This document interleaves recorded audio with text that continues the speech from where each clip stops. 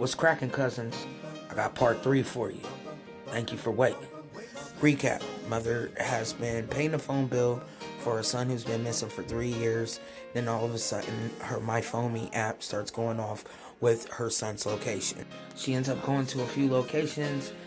They point out one of the gentlemen in the picture, but they noticed the chain around the son's neck and said that it wasn't the son wearing the chain.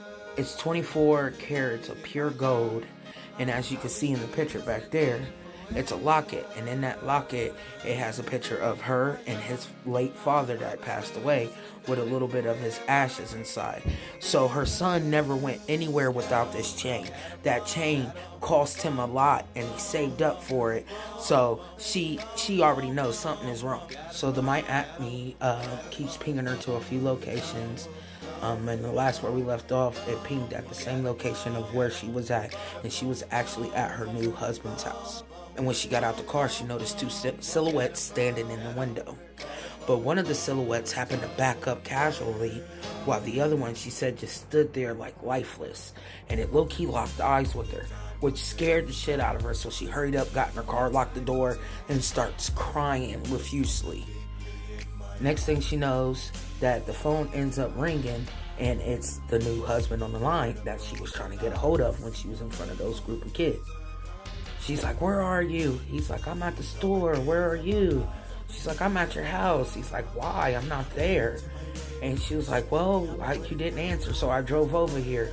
He's like, "Well, give me 20 minutes. I'm at the store. When I check out, I'll call you and head over there." They end up hanging up the phone. She's keep crying. She's trying to put all this together and figure out, like, what's going on. 3 years of missing, but the gentleman said he hasn't seen him in 2 or 3 days. That thing just keeps sticking out to her, like, huh? How? How have you not seen him in 2 or 3 days, and I haven't seen him in 3 years? Next thing you know, she gets a ping on the phone again, but this time it's a text message. And the text message is coming from the son's phone, and it says, "Save me, Mom." At this point, she's like sick to her stomach, flushed, crying. So she's like, the only thing she could think of was call that phone. The phone kept ringing and went straight to voicemail. She hung up, called again just to see. Kept ringing, went straight to voicemail. So she gets a bright idea of like, okay, let me hide my car, and then let me go in this house, figure out who's in the house, and just see if I can put some things together, because she's not understanding why is the son's location pinging at the husband's house.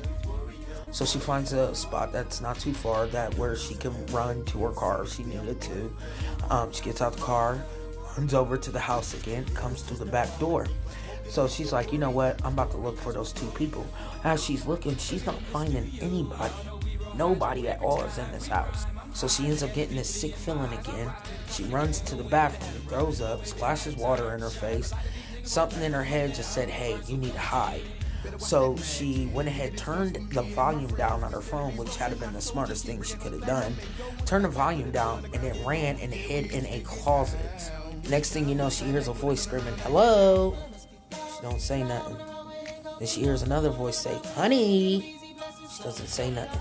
All she knows is she hears a bunch of thuds.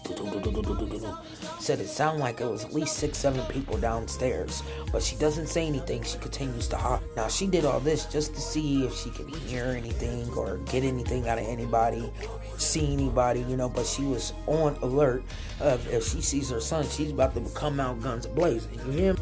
Then she hears one voice say, "Dumbass, why are you wearing that chain?" Then she hears that familiar voice of the guy that was wearing the chain. How was I supposed to know that I would run into his mom? Then she hears a female voice talk about, "But didn't she come knocking at your door? Who and how did she even know to come knock at your door?" Next thing you know, she hears her husband's voice, and all you hear is, "Give me the chain. Why are you wearing a missing man's chain anyways?" She starts to get sick to her stomach.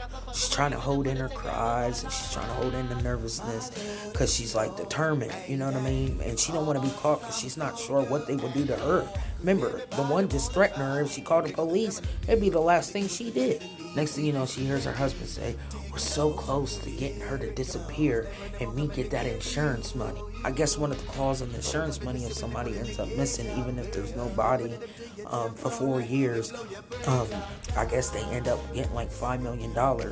So he's wanting that money and plus whatever money he would get out of her for going crazy. And with them being married, he would get it. And then she hears her husband say, y'all need to leave. Nobody needs to know that we know each other, and make sure it stays that way. Then she hears the familiar voice of the dude that had the chain talking about she threatened to call the cops on me. And then her husband replies, she won't do it, but don't underestimate her. She hears that same female voice saying, I got a fucked up feeling. If that was my child, I'll do anything in the world to make sure I got him, whether he was alive or not. Then she hears her husband say, well, she wants him alive. She'll mind her own damn business. She says she felt like time had stopped right there at that moment. Like, what? He's alive? But for 3 years, where have they been hiding him? What have they done to him? Is he looking the same? Is he okay? So she says she was trying to control her emotions and her cry. Next thing you know, she says her husband starts calling her phone.